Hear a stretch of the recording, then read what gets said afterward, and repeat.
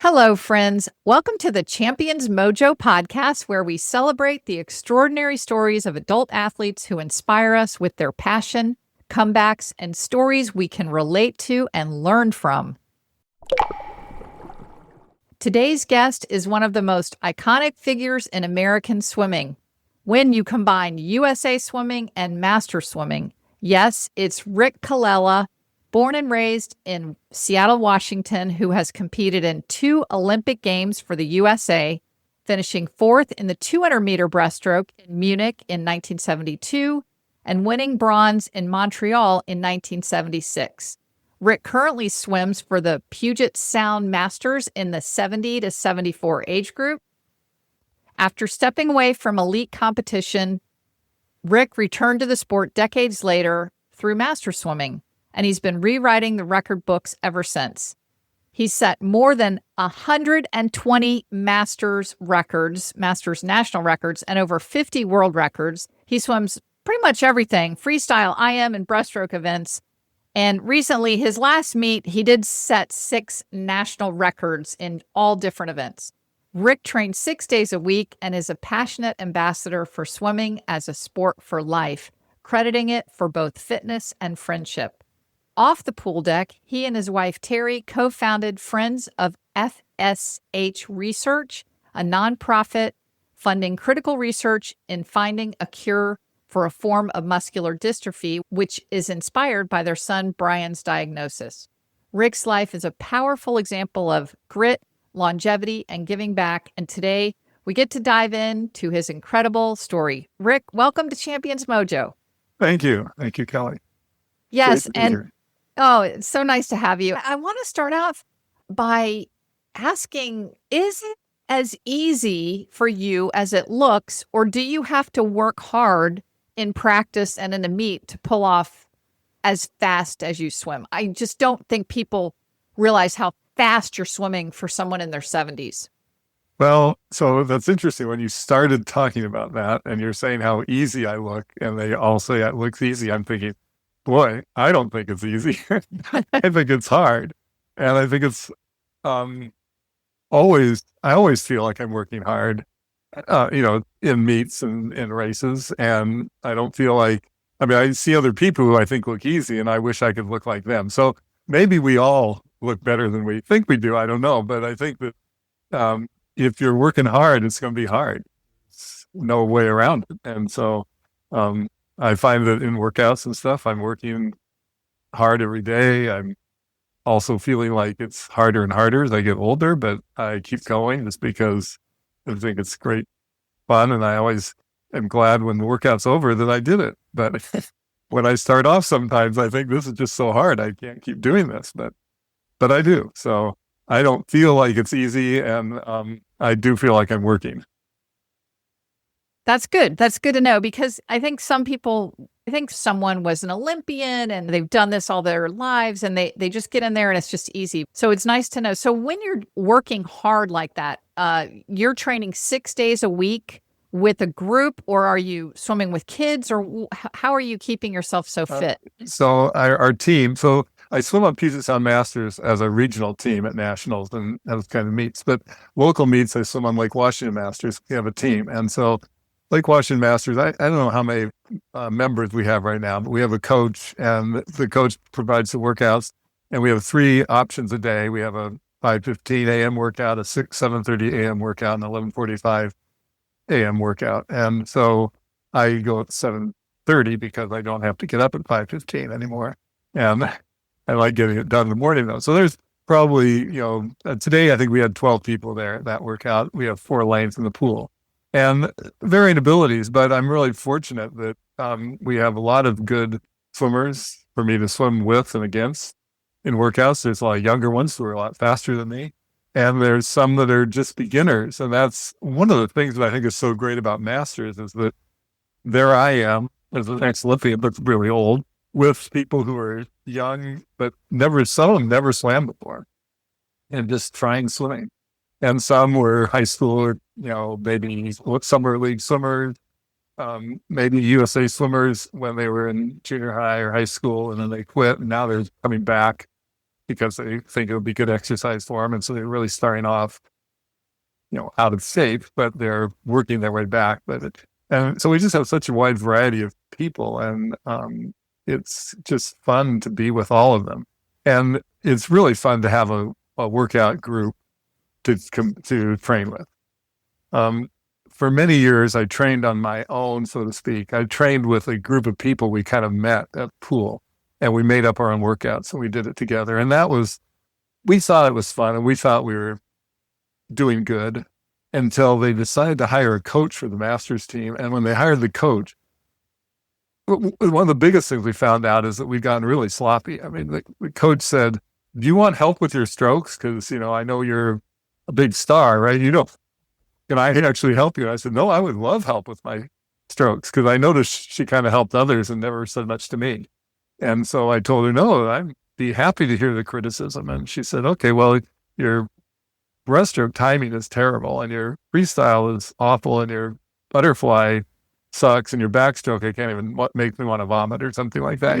And I was like, "Oh, great." But, it made a huge difference to have somebody standing there watching you. And also, it's so much better to me to have somebody to tell me what to do. Yeah. Oh, so let's drill down a little bit on the fact that an Olympian can have stroke technique issues and need work. But did you notice a difference in your speed? Oh, yeah. Huge difference. And in all strokes, really. I also noticed a difference in, I don't want to say injuries exactly, but pains that come up, shoulder issues, for example. Learning to do butterfly correctly was a huge help to preventing shoulder injuries. And I think and any stroke could be that way. Also, if you look back, and most people probably couldn't look back this far, even remember, but if you go back to the 70s and look at breaststroke, it's a whole different stroke. And we were flat. Our head could not go underwater. The water couldn't break over your head in the early part of my career. And so you're very flat in something like this. And when you look at breaststroke now, your head can go underwater. There's dolphin kick on the underwater pull, and the timing has changed. So we were taught to pull and kick together. You pulled as your legs came up. You kicked as your hands went forward. Well, now you pull separate from the kick. And I think that was a hard thing for me to learn. I mean, that's an interesting story, because the day that the coach told me this, she goes, "What I want you to do is I want you to just push off and do breaststroke, but I want you to pull and then stop and count to 2 and then kick and count to 2. So you completely separate the pull and the kick." And I thought, well, that sounds easy, right? I could not do it. I could not stop my legs from moving when my arms moved. It took me, a week of just staying after workout, drilling that over and over until I could actually do it. And I was surprised. I mean, my legs just moved. I didn't intend for them to move, but they just went after, 40 some years of doing it one way. It was really hard to switch. So that was a huge advantage to have somebody looking at that and telling you that. And really love the coach. And the other thing for me with workouts, I mean, maybe I'm just lazy, but if I go do my own workout, I do this thing where I think, okay, I'll do 10 100s. So I do a 100, and I think, I think I'll do 10 75s after this first one. And then I think, and I'll do 8, and I'll do 50s. And, pretty soon I'm not doing anything. I can talk myself out of it because it's so hard. But if the coach says do 10 100s, I just do it. Yes.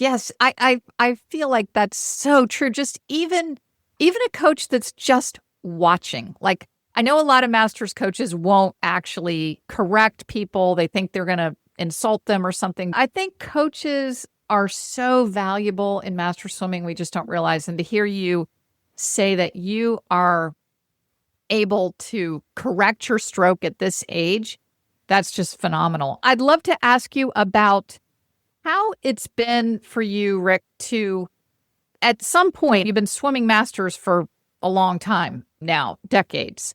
And I'm sure you were just the beast leader of the workout. And so I'm sure you have had that experience where you've just gone from being this dominant force in a workout to having people beat you. How does that feel?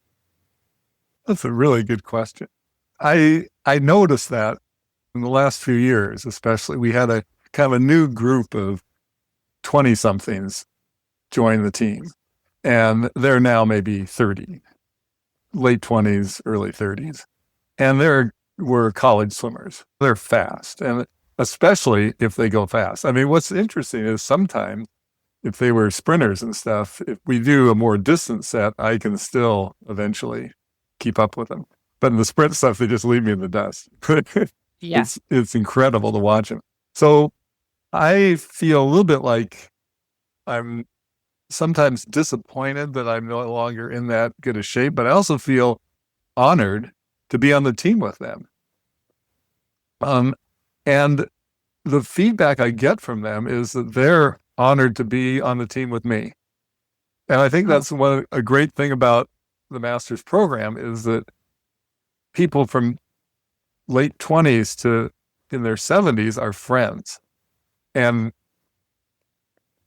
I guess join each other's company, glad they can be there. I mean, none of us are in anybody's way and that kind of thing. Like you might get on an age group team, you might have more rivalry or something. It's not that kind of competition in masters. So there's always something I can learn from them. I mean, right now I don't work out with them because they all have to go to work in the morning because they're young and they have to go to the earlier workout. So the thing I miss about not being with them is they kind of inspire me watching them. One guy's a really good backstroker. I mean, I think he really helped my backstroke just to have him there to watch and see how a good backstroker does it. And, but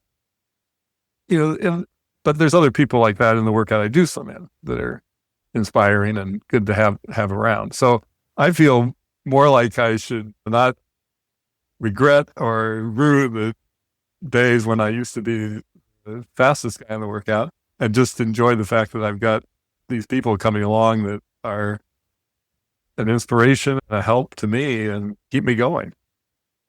Yeah, beautifully said. And does it ever occur to you how much you probably inspire them as well? Well, they've said stuff which almost surprises me in a way that, wow, they don't think I'm just the old guy in the way. I'm sure you are inspiring people before they even realize you're an Olympian. Like, who is this fast guy that's over 70? I want to touch a little bit on your career with Boeing and when you retired and how you worked your swimming into that career. After the 76 Olympics, I basically retired from competitive swimming at that level. And I started working actually at Boeing in that December. And when I first started working, I found ways to go swim at lunchtime. So I still kept swimming. And I did other things too. I did some running and I would run at lunch and I'd sometimes alternate, run a couple of days a week, swim a couple of days a week. But I always found a way to still do something. And then after work, I would meet up with people and go jogging, or we did some canoeing in the winter, cross-country skiing and stuff.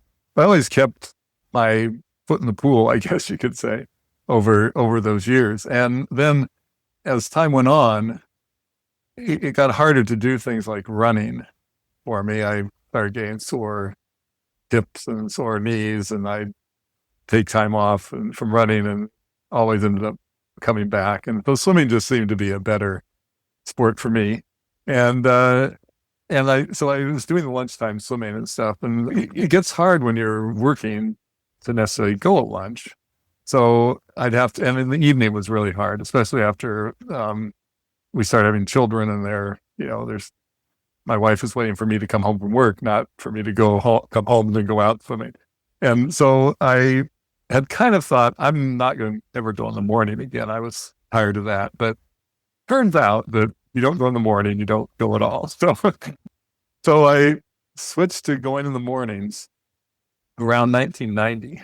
And actually, my first Masters meet was in 1977. The Masters Nationals were in Spokane, and I went to that meet. So oh my gosh. Yeah. Tell us about that. Well, I think I won my races, but it was really mostly a fun experience. And I don't know quite why I didn't stick with going to meets at that point, but I didn't till 1990. And then the Goodwill Games were here in Seattle, and they built the pool in Federal Way where the Nationals are going to be this year. And that pool, the first meet in that pool was a Masters meet. So we all entered and went to that so we could swim in this brand new pool. And it was kind of a tune-up for before the Goodwill Games and all that. And maybe not the only one, but one of the first meets they had there. And so we all went to get a chance to swim there. So that was when I back to a Masters meet in 1990. And then I'm not sure, it was probably quite a while again before I went to another. I mean, I might have gone to a few here and there, but not regularly. But I retired from Boeing in 2013.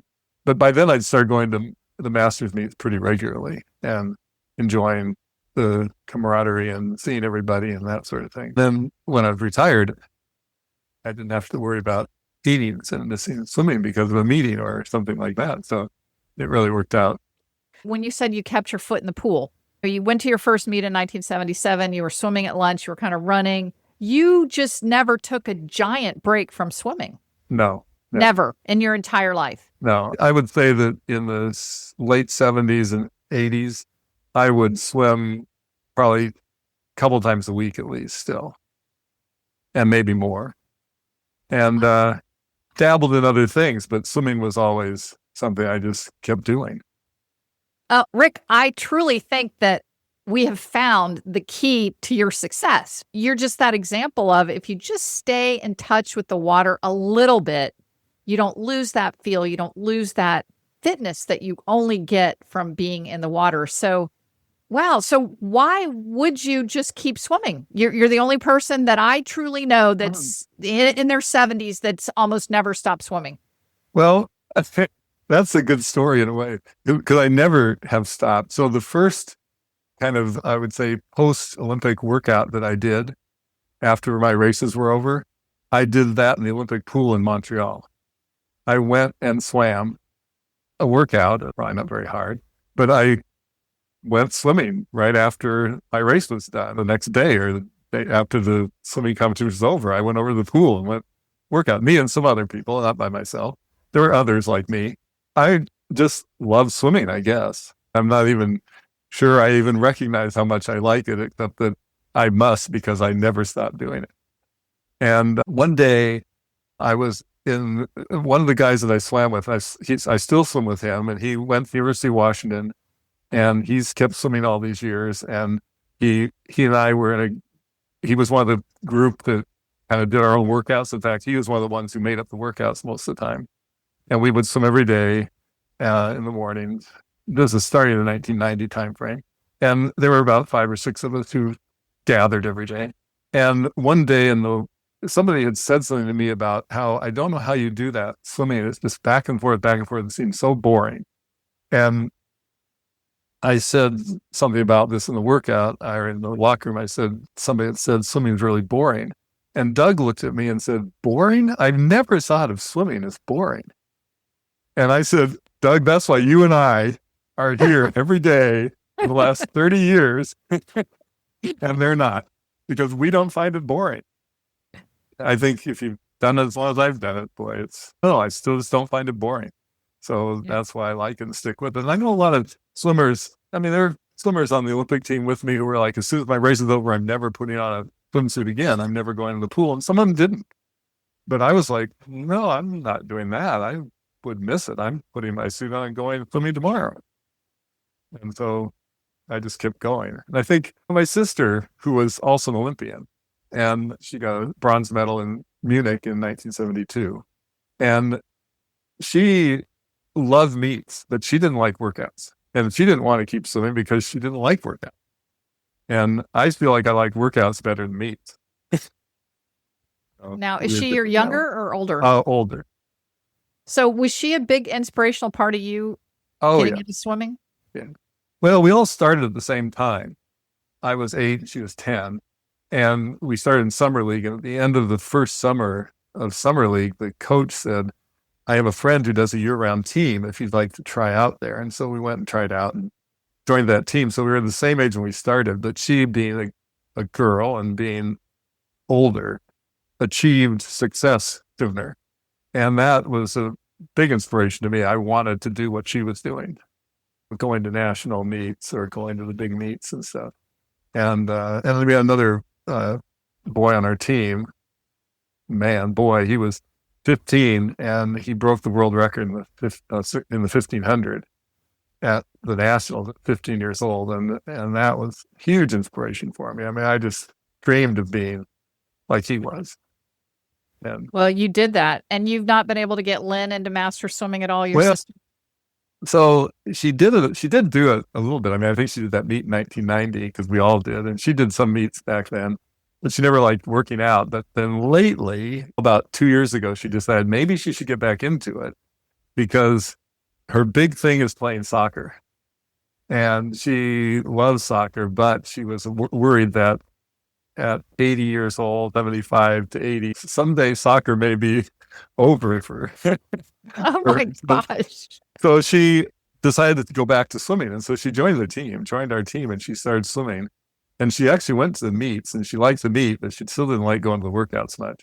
And then her shoulders started bothering her, and they told her, take 8 weeks off and try again. And she was like, oh, I'm just not going to do that.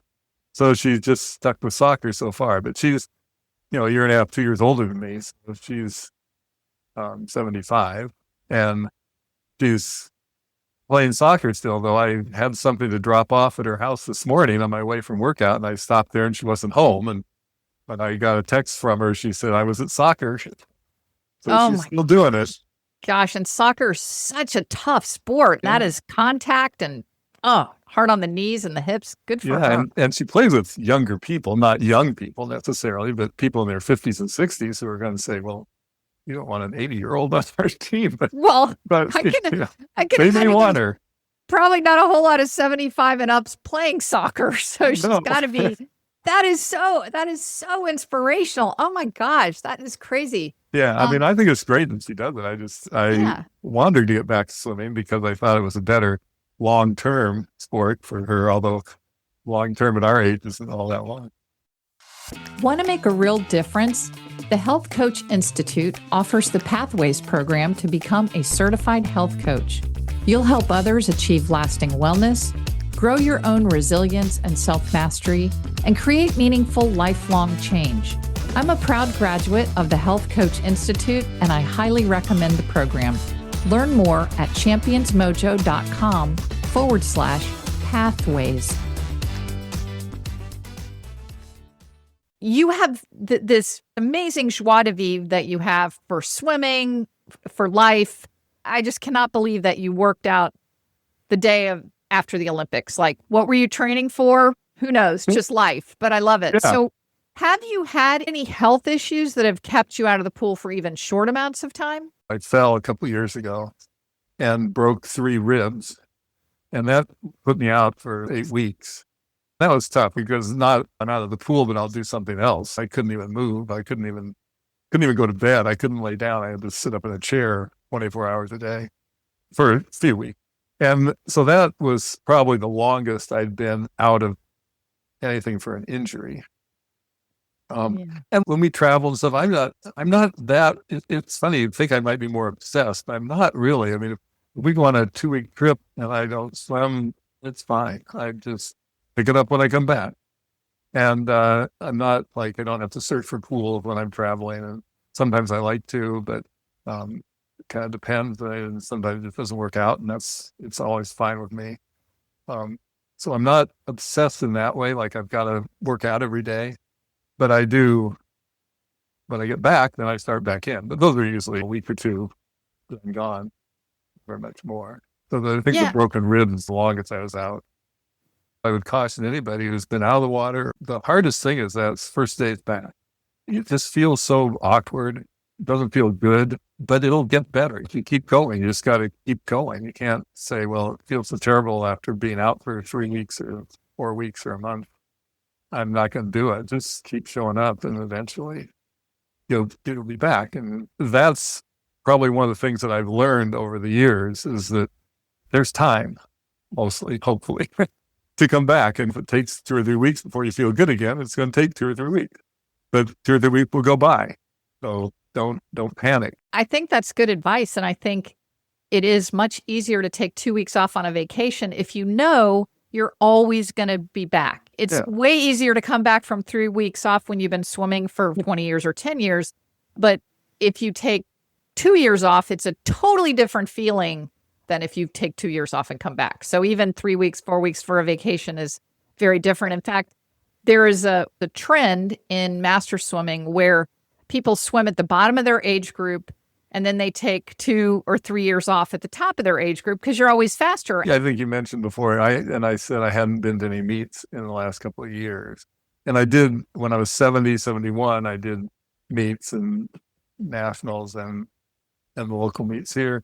And then, let's see, so last year, I didn't do meets. I was thinking, well, it doesn't really matter because I'm not in the bottom age group, and I already did those events when I was younger and did those records. So do you actually set goals? Now you're at the top of your age group now, 70 to 74. Are you going to swim in Seattle at nationals in your backyard? I plan to, yes. I've not entered yet, but I do plan to. Let's zip ahead to when you're going to be eligible for 75-year-old January 1 of 2026. So in 6 months, you're right. 6 months from now, you're going to be able to swim in a short course meters meet in January and set 20 world records. Do you set goals like that? Yes and no. I mean, when I looked at I don't want this to sound wrong, but when I turned 70, I looked at the records. I thought, oh, I could do those. And so I should enter the meets and swim those different events and shoot for the records. So I had the goal to kind of make those records. I'm thinking the same thought towards the 75 is that if I'm still swimming and still able to do it, you just never know. I'm hoping that's the case. It's not that far off. But yeah, I'll be able to break some more records. So I do look to that as a goal to keep in good enough shape to do that and make it not hurt too bad. But I don't specifically set time goals for myself. I would just look at the record, so I want to break that. I mean, I did when I was turning 70, I did look at the records in backstroke, which is not my best stroke, and realized that I could probably do those records too if I worked at it. So I did work specifically on backstroke for a while in order to get the records in the backstroke events in the short course yards. And actually, a couple of them have since been broken. But that was kind of fun to set a goal like that in a stroke that I knew that I would be a challenge more to make the record. Versus the breaststroke was, not a huge challenge for me.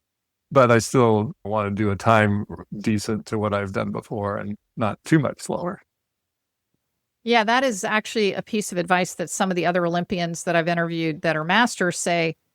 They tell their other Olympian friends, hey, come to Masters and swim an off event. And then you're not comparing yourself to what you went to the Olympics in. I think that's really a cool thing to do. So that's how you set your goals. Have you seen a decline in your times significantly every 5 years? No, I feel like, it's funny because when we got the coach back when I was in my 60s, I saw my times improve from what I'd done in my 50s. But now, that's not the case. I just have to face the fact that there's no way I'm going to be the same speed I was in my 60s, in my 70s, and 80s. My coach is a big master swimmer, one of my coaches from age group swimming and USA swimming. And he always said, it just hits you at 82. That's when it just hit him. I always just laugh about that because I was just thinking, really, Bob, you made it to 82, and this is now you see a decline. So I hopefully I can be as good as he was. Oh, yeah. Everybody's got their number. Like, I talk to different people like, oh, I've heard when you hit this, then it's all downhill from there. But it's really not, because without a doubt, the record book is slower and slower and slower. So it's just the way that it is. Yeah. And I think that the records, though, in the swimming, it's an inspiration, it's a challenge, it's a reason to keep going. the meets and to be able to do, whether you break records or not, being able to just continue to swim in the meets and have fun is inspiration to keep going on a daily basis so that you can do that. And I think you kind of brought that up a little bit with when you talked about other people who had comebacks after large breaks. I haven't had that. One of the big things that I think is important with swimming, and this is whether you're 10 years old or 80 years old, is consistency. If you're consistent, I think I look back at swimmers who had tons of talent when they were 12 and 13 and 14, but just didn't have the work ethic or the desire, and they never quite made it. And then there's people who had no talent in the water, but they were the hardest workers. They were at every workout, never missed, and they were pretty successful. And then there's people, I always said Michael Phelps is the perfect example of someone with amazing talent and amazing work ethic. It's a deadly combination. Look what he was able to do. I mean, it's just extraordinary. Somebody like that comes along and who has both the talent, the feel for the water, everything, and works really hard. And look where it got him. An amazing coach. An amazing coach. Yeah. Yeah.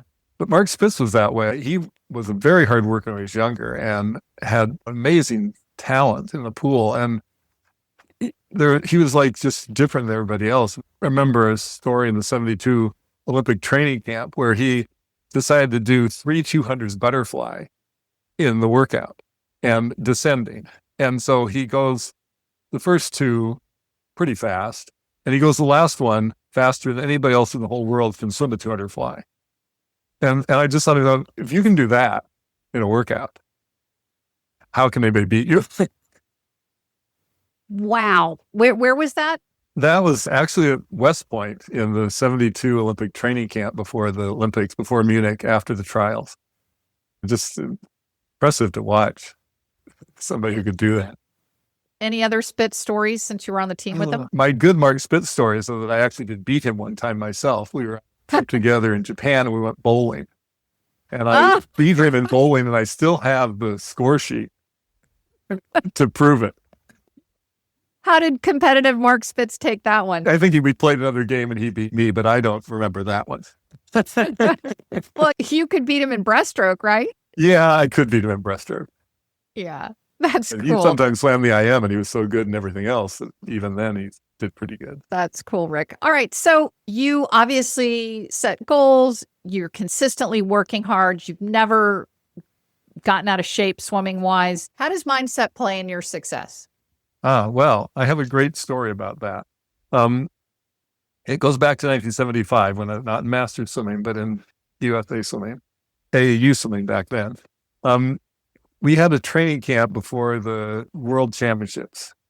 And at that training camp, they brought in a person to talk to us about attitude and mental preparation for races. And one of the reasons they did that is that was when the East German women had just come on a couple of years before, and our women's team was pretty demoralized. And they were trying to get them to not just think about being crushed by these Germans, but maybe they could actually have a chance. And so we had these sessions, I guess, of meditation, therapy, discussion about mindset and mental attitude. And then we went off to the meet, and then we came back, and the nationals were after all that. And so I was at the nationals, and I got a cold, pretty bad cold at nationals, and I slammed the 100 breaststroke in the prelims, and I qualified 7th for the finals. And I was like seated first. I was my biggest competition. John Henkin wasn't there. And so I was expected to win, and I was like barely made the finals. And I was really depressed with that and feeling down. And I talked to the guy who'd done these seminars, was there. And so I was talking to him between the prelims and finals, probably at the finals or the warm-up. And he starts telling me all this stuff about how, well, you're sick. You have this cold, but are you out of shape? I mean, did you get out of shape in the last day or two by getting a cold? What's changed? Why are you, and he was just like, put this out of your mind and just swim.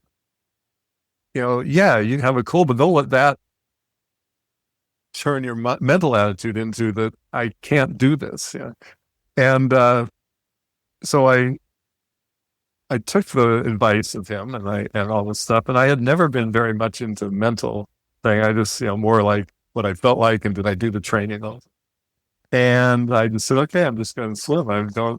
I swim like I would normally swim. Don't worry about it. Don't think about it. And I won. From Outside lane one, smoke? I got first place. Yes. And I was like, wow, that really worked. It really opened my eyes to how much the mental, how much your performance can be mental as well as physical. I mean, you have to do the training, obviously, but when it comes down to the race, your mental preparation for that race can have a huge difference. And it was like, I did my best time. I won the race, and everybody was like, where did he come from? We thought he was out of it because he barely made the final. Yeah. And so I learned then that your mental attitude makes a huge difference, and how you prepare and set yourself up for racing or for even going to your workout. It's just, if your mind is right, you can do what you do. And of course, you want to have the background, the consistency from all the training. But when you've done it, your mind can make a big difference in the last push. And have you applied that all through your master's career? Yes. I mean, I always remember that and think about how I'm feeling. Just try and get ready for the race and don't let it happen more than worry about it and think about it. Do you get nervous still? Yeah. Yes. That's the thing that bothers me most about going to meets is they're so nerve-wracking. And it's so nervous. I mean, I even think about it. You mentioned I'm going to go to the Nationals in Seattle. And I start thinking about that and I get nervous. And it's, I also know and tell myself that if I didn't get nervous, there'd be something wrong. Sure. I don't think you can swim like I've swam and do those things and not get nervous before a race. It's built into you, part of being a competitor. And I think everybody would feel that way. And I've had a lot of swimmers say, I get so nervous. I know you probably don't get nervous at all. And I say, no, I get nervous just like you do. We're all in the same boat. Yeah, I truly believe if you're not very nervous, you don't have the adrenaline you need to swim fast. Yeah. And if you're not nervous, well, I mean, I guess there could be a situation where you just don't care in what you're doing. It doesn't matter. But I mean, I know I'm going to be nervous before every race, no matter what. And so I just accept that. Oh, I love it. I love it. Yeah. What other rituals or routines do you have that you think play a role in your success? I think it's the consistency of going to workouts and participating at the pool. I mean, I've done some dryland things and stuff at times. Do you do dryland? Not too much. I mean, sometimes in the mornings before workout, I do push-ups, sit-ups. I do a couple things for shoulder issues.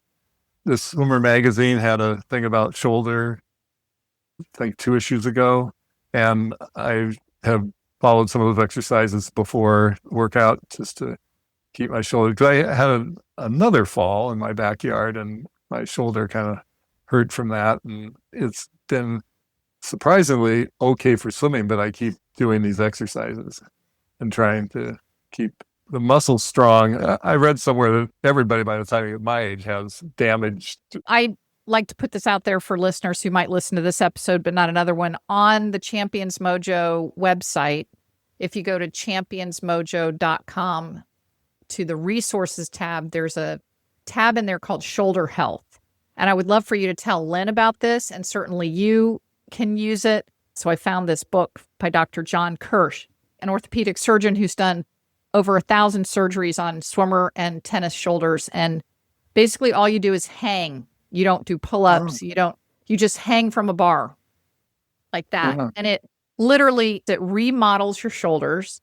Dr. Kirsch says is if people did the same amount of physical therapy that they do after a shoulder surgery, before a shoulder surgery, they probably wouldn't need the shoulder surgery. There's an article about that in Swimmer magazine a few years back that said the studies show that the outcomes from surgery versus PT and no surgery are the same. But I know, you know, my friend Zena Courtney, who's from the Northwest out there, and she's doing awesome. She just turned 65 and she's setting a whole bunch of records, and she was having shoulder issues, and she's been doing this hanging routine, and she's been able to swim great, and she was having real shoulder issues. She swam at Stanford and has done a lot of yardage like our shoulders have. So I'm just putting that out there. I put this into about every 20th show, but I want you to hear it, and I want the listeners to hear it. And I want you to tell Lynn, because it's so easy. I would love to see Lynn in a swim meet, and maybe at 80, she won't be able to play soccer anymore. I mean, that would be great. You know, there's other people on our team who always have shoulder problems, and they're gone for a while, and they come back and their shoulder's still a problem. And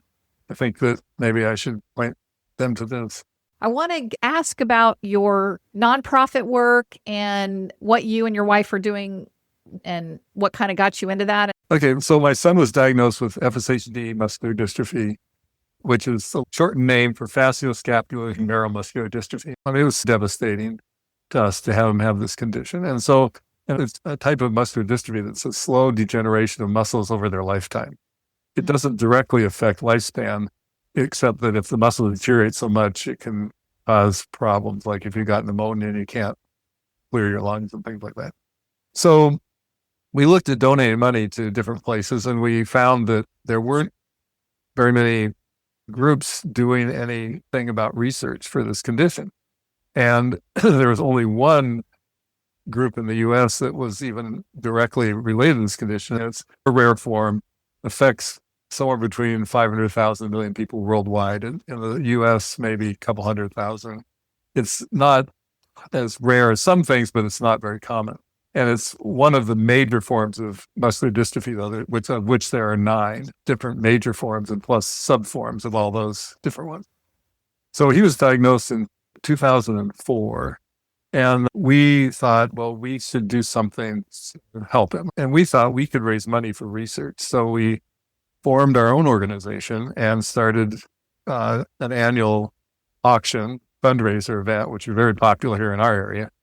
And so first year, I think we raised about $180,000, and we thought that was great. We funded a couple of research projects for $50,000 per year, and hoping that we'd get enough the next year to keep those going. And anyway, we just kept going. We're now in our 21st year, and our event last year raised $960,000 and funded $1.3 million in research this past year. And things have changed dramatically since we started. There are now more organizations raising money for this condition. There's also a big organization in Canada that is putting a lot of money into it. And there's pharmaceuticals involved, research going on in the private sector, and there's clinical trials being run and conducted. My son was a part of one of them a couple of years ago, and it ended sort of unsuccessfully, but not without good feedback for the industry. And there's new ones coming along, and he's doing really well. And so we're hopeful that something will pop up out of all this that will actually help him before too long. That is wonderful. Yeah. Well, that is incredible work. And I'm so glad to hear that Brian is doing well. Yeah, he's doing good. It's been a very rewarding thing for us to do. It keeps us very busy. Yesterday, I was putting together all the summary. Our fiscal year ends on May 31st. So now it's time to pull everything together and get with the tax man. My wife and I always say is that we started doing it for Brian, but now we do it for Brian and George and Chris and Brad and all the other people we met through this that we've never would have had contact with and never known anything about if we hadn't done this. So it opened up a whole new thing for us, and the support from my master swim team, from old swimming friends, and from new friends connected with swimming, who connected me with somebody else and brought in sponsors. If I hadn't been a swimmer and had those connections, I don't think it would have ever taken off like it did. So swimming again has been a huge part of that. Another testimony to swimming. So if you're raising $1 million and more for research, do you take a nap? You go to swimming and then you work on this and work in the yard. What does a day in the life look like? Oh, well, I get up in the morning and go swimming. After swimming, I go to coffee with the group and we sit around for an hour or so talking. I don't know how we always have so much to talk about, but we do.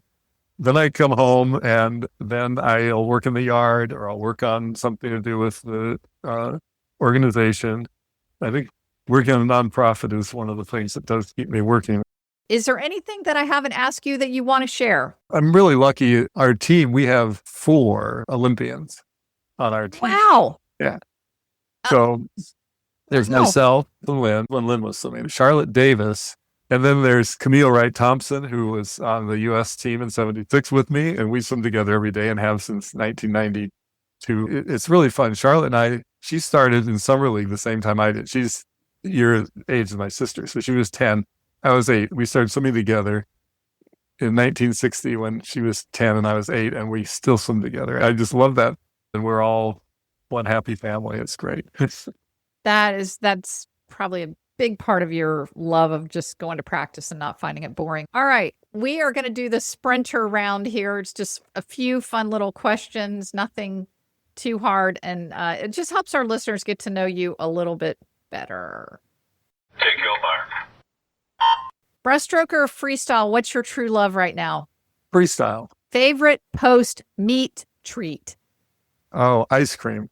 Always Ice cream. My favorite. I love it. I love ice cream. Swimmer you admired most growing up? I mean, Steve Krause on our team, he's the person I mentioned who did the world record. I just admired him and wanted to be like him. What's one thing that might surprise you that people don't know about you? Well, my favorite movies are rom-com movies. Do you know how self-secure you have to be to say that, Rick? Hardest swimming event in the pool? 400 IM. What do you feel when you are swimming? What word comes to mind when you're swimming? I think at home. Yeah, that's great. That's my word. And very few people say that. All right, Rick, this has been so fabulous. Really, really appreciate your time. Thank you so much. And good luck in Seattle at the meet. Don't get too nervous. Yeah. Oh, I will. I won't be there, but I look forward to seeing you on the pool deck soon. And okay. Really appreciate you. All right. Well, thank you very much for having me. Thank you. Thank you for listening to the Champions Mojo podcast. Did you enjoy the show? We'd be grateful if you would leave us a 5-star review on iTunes to help others find us. And we'd also love to hear from you. We're on all social media platforms, or you can reach us at championsmojo.com.